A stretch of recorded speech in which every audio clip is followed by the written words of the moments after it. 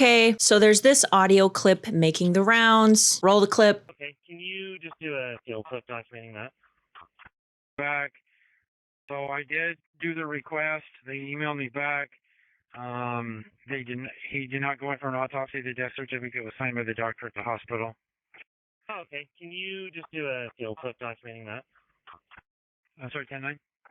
Can you just add a step to the case documenting that there was no autopsy? Where officers are saying Charlie Kirk did not go in for an autopsy, allegedly. And I'm sitting here like, excuse me? What? That is not normal. That is not normal protocol. That is not how any of this works. That's not how homicide investigations go at all. Now, this clip has gone completely viral. Like X, formerly Twitter, they're imploding over there. And I've been flooded with questions. Was there really no autopsy for Charlie Kirk? Could Erica Kirk have said no to an autopsy? And maybe the biggest one, what happened to Charlie Kirk's body after? Because people want to know, was Charlie Kirk already buried? Was he cremated? Or is his body being hidden away somewhere? Valid questions, honestly. So in today's video, we're going to break all of this down. We're going to talk about what that audio clip means, whether it's even possible to skip an autopsy in a murder, why the burial details are being kept so quiet, and what that says about how high-profile cases like this are really handled. Spoiler alert, there are a lot more questions here than there are answers, and I don't think people realize how weird this actually is. So if you're new here, hi, my name is Lauren, better known online as Lauren the Mortician. Yes, real Mortician equals me. I've been around death my entire life. I don't know if I like that, but we're gonna go with it.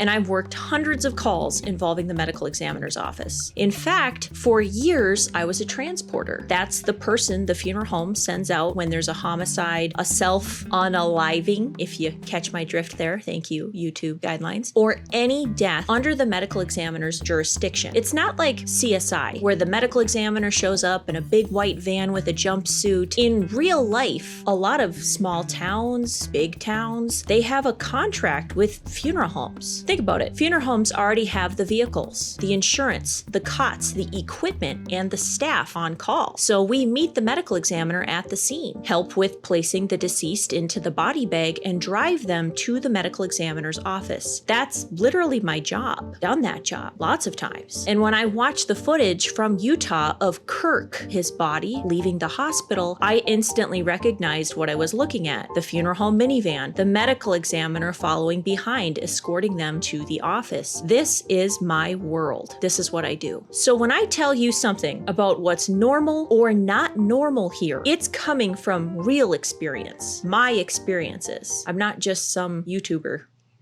taking clips from other people to then make content. This is real experiences right here. Real experiences are us. So let's start with the audio itself. This was technically presented to us as dispatch chatter, if you listen closely. Basically, if you don't know what dispatch chatter is, it's officers relaying information back and forth. And the line that caught everyone's attention was, he did not go in for an autopsy. Death certificate was signed at the hospital. Now, if that's true, it would be massive, because skipping an autopsy in a homicide case is not just unusual, it's virtually unheard of. Homicides almost always get autopsied. That's how you build a criminal case. You need the bullet trajectory. You need the wound documentation. You need the recovered projectile for ballistics. Without that, what do you even hand to a jury? Just vibes? Here's the thing though, we have to talk about what dispatch audio actually is.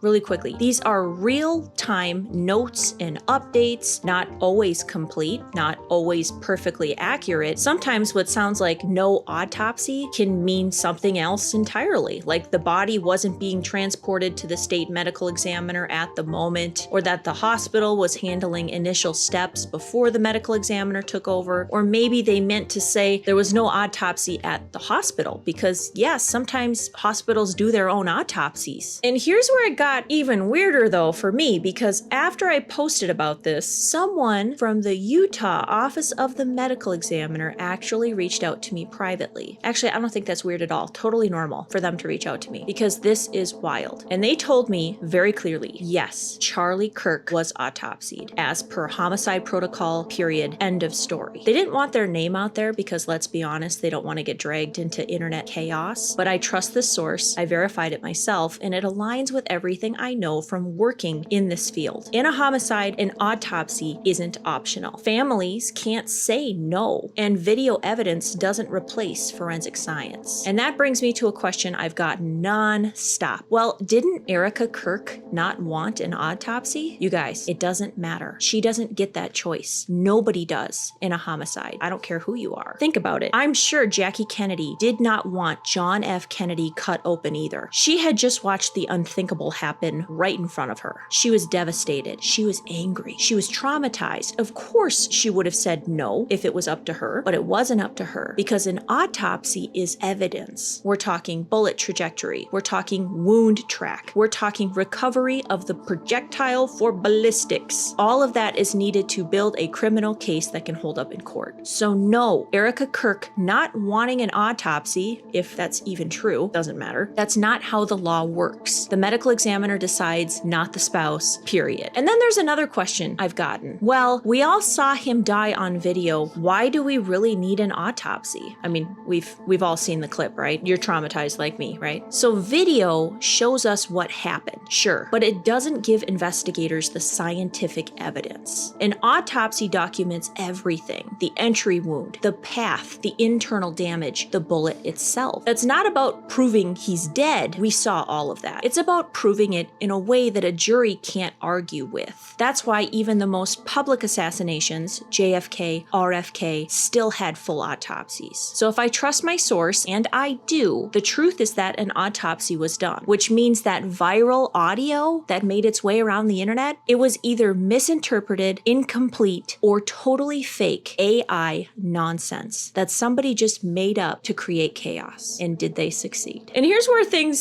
spiral, because while all this was happening, I started seeing even more screenshots of fake messages, fake conversations, even AI generated evidence, making it look like there was no autopsy of Charlie Kirk. So somebody is actively trying to muddy the waters, dare I say it? And that is terrifying because it's not just misinformation anymore, it's manufactured disinformation. And honestly, this is why people don't trust the system, because the ME offices, the police, the officials, they all see this stuff as going viral. They know, trust me, the death care field is a tiny world. We all know each other. Medical examiners, funeral homes, transporters, or somebody knows somebody, and we all talk. So I don't doubt for a second that they have seen the Candace Owens clips, the dispatch audio, the fake dispatch audio that I just played for you, and the fake screenshots. They know, and they've chosen not to say anything. They see your conversations. They know that this is viral talk right now, this dispatch audio. All it would take is one press conference, one public statement to clear it up, and they don't. They've chosen not to say anything, and that makes it even weirder. And hey,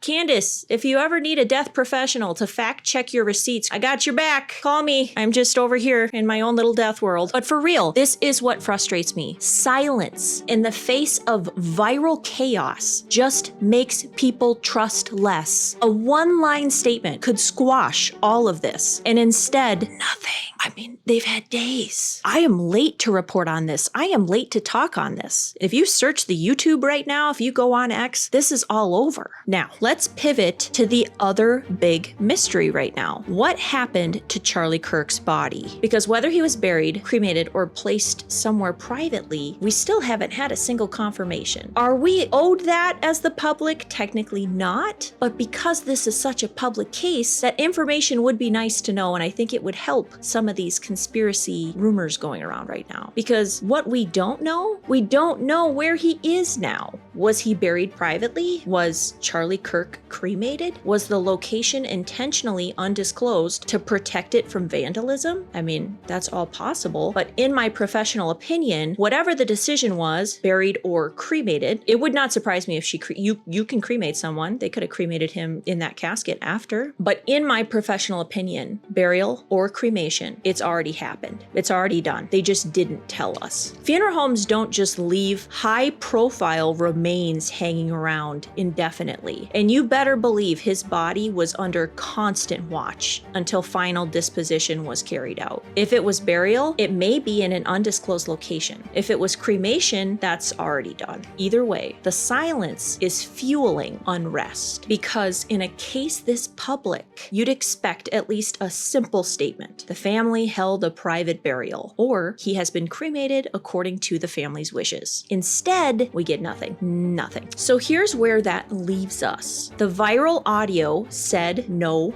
autopsy. A medical examiner, investigator confirmed to me privately that yes, an autopsy was performed. Meanwhile, AI fakery is being used to make it look like the opposite, and nobody in an official capacity is stepping in to clear the air. I'm not saying there's a cover-up, but I am saying, again, that this is not normal. This is not how public trust is built. And the longer the silence continues, the more people are going to fill that void with theories. So I'll be watching. I'll be watching. Always watching. Because this is my world. This is my lane. And I'll keep asking the hard questions, or at least call them out, until we get clarity. Families don't get to say no to autopsies and homicides. Video doesn't replace science. And silence, especially in the age of AI, only breeds speculation. So let me know below, you guys, what other rumors or questions you have in regards to this case. I will be looking through the comments. Again, I've gotten so many messages ever since this really began. So thank you for thinking of me and coming to me with those questions. It truly melts my heart that I am who you think of when you have a death-related question. And as always, like, comment, subscribe. It helps me keep the channel going. And we'll see you next time, or until the next AI craziness comes out. I really don't know. But thank you for watching. Bye-bye.